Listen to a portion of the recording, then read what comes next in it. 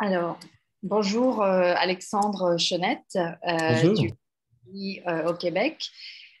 Donc, une première question en amont de ce salon citoyen. Pourquoi parler des usages du numérique à l'école? Parce que l'école, on forme des citoyens, puis maintenant, on dit qu'on vit à l'ère du numérique, là, c'est rendu partout, omniprésent. Ce serait vraiment se fermer les yeux, je pense, de faire comme si le numérique n'existait pas, puis qu'il n'était pas présent et agissant dans nos vies quotidiennement. Autant, c'est le cas pour les enseignants aussi, pour les élèves depuis leur naissance. Ils sont nés là-dedans, donc ce serait vraiment, ben, selon moi, ce serait assez aberrant de ne pas le faire, là. Ce serait vraiment comme si l'école était un lieu distinct de la société, alors qu'au contraire, c'est un berceau de la société. On forme des citoyens, donc c'est essentiel et majeur de le faire. Puis, il faut que le plus tôt possible, les jeunes soient conscients aussi de tous les enjeux que le numérique soulève, puis de comprendre tous les mécanismes. Exactement. Alors, tu parles d'enjeux, mais justement, on pourrait dire, mais les jeunes, ils connaissent pas mieux le numérique que nous, finalement. Enfin, je veux dire, qu'est-ce qu'on a à leur apprendre?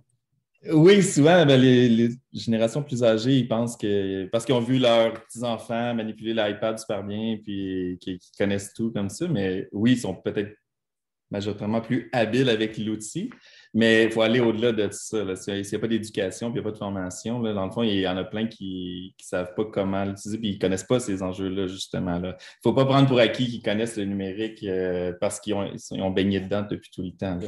Donc, ils sont habitués avec les outils. Peut-être qu'ils ont plus de facilité d'agilité, mais pour ce qui est de la réflexion, puis la pensée critique, puis le développement de tout ça, c'est quelque chose qui se construit là, avec le temps. Puis même qu'un un sondage, je travaille beaucoup avec la notion aussi du développement du complotisme, puis les fausses nouvelles, la désinformation et tout. Puis, on pourrait croire que c'est vraiment plus les personnes âgées, puis c'est ce que mes élèves me disaient aussi, c'est nos matantes, c'est nos mononcles qui partagent des fausses nouvelles. Mais là, les sondages de cette année nous montrent que les 18-35 ans sont le chiffre le plus élevé, c'est chez les 18-35 ans. Donc, c'est pas parce que Ah oui? tu as connu le Ah oui. numérique ou que tu n'es pas susceptible de partager des fausses nouvelles, puis d'embarquer là-dedans. Donc, Ouais. c'est ça. On pourrait croire qu'ils sont plus habiles avec le numérique, mais pas dans tout ce qui est le développement de la citoyenneté à l'heure du numérique. Voilà, ils sont. Bon, il y a une expression que j'aime bien utiliser de temps en temps, c'est qu'ils sont natifs, mais parfois peut-être un peu naïfs sur le numérique. Voilà. Puis, mais ils ont cette ouverture, par exemple, là, pour avec eux, c'est plus facile de développer la citoyenneté à l'ère du numérique avec des jeunes parce que leur cerveau est en activité, puis ils sont comme, c'est ça, ils ont un cerveau vraiment agile, puis ils sont à l'écoute, puis, tu sais, ils veulent pas se faire tromper sur Internet. Tu sais, ils sont contents de l'apprendre puis de travailler ces questions-là. Tu sais, il n'y a pas de Oui, résistance comme on peut oui, voir pour oui. des adultes ou qui ont moins connu puis ils sont développés à un moment où ça, c'était pas là puis se sentent vraiment comme ils reçoivent la vague puis dépassés par l'ampleur du phénomène. Oui, Donc ça, oui, ils ont. c'est moins présent ça, chez les jeunes. Les autres sont comme, ben oui, tu sais, ça a toujours été comme ça. Puis la rapidité auquel ça se construit, ils ont plus Ouais, d'agilité intellectuelle ouais, face à ouais. ça.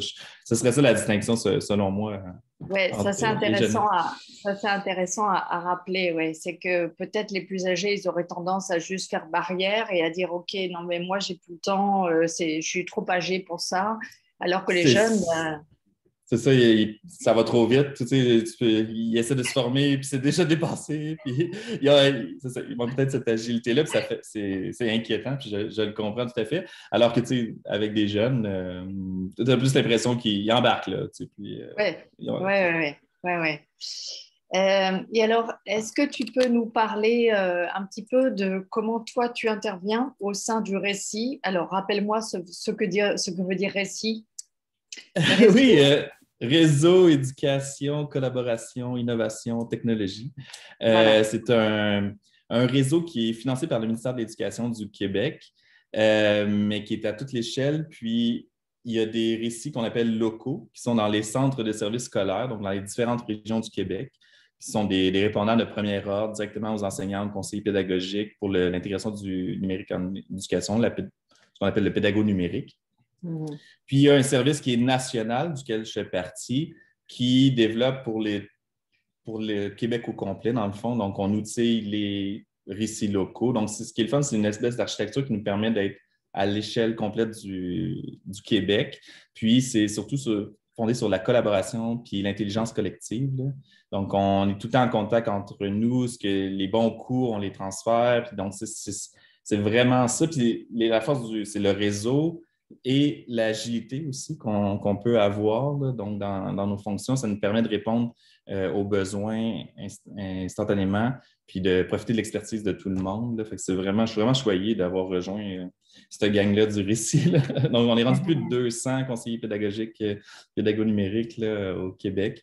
Fait que, D'accord. voilà. Et vous êtes combien, l'équipe centrale? Les nationaux, avec la pandémie, ça a grossi aussi. Je crois qu'on est autour de on a hâte de passer de 60 conseillers nationaux maintenant, parce qu'il y a plein de nouveaux services qui ont ouvert, entre autres le service des gestionnaires scolaires. Mon collègue Benoît Petit, avec lequel il travaille, avec toute la structure. Il y a le service de la formation à distance aussi qui s'est développé énormément dans les dernières années. Donc, on couvre aussi la FGA, la formation aux adultes, formation professionnelle. Donc, ça n'arrête pas de grossir. Puis, le modèle, vu qu'il est efficace et est apprécié, ben, ça devient de plus en plus répandu. Puis les gens nous connaissent de plus en plus, puis ils se tournent. Ce qui est intéressant, je pense, pour les profs, c'est vraiment que nos ressources sont de qualité, validées, programmes en lien avec le programme de formation de l'École québécoise, sont libres de droit, dans le fond. Là, sont créés en libre, donc là, ils peuvent reprendre, ils savent que c'est valide et que c'est super apprécié.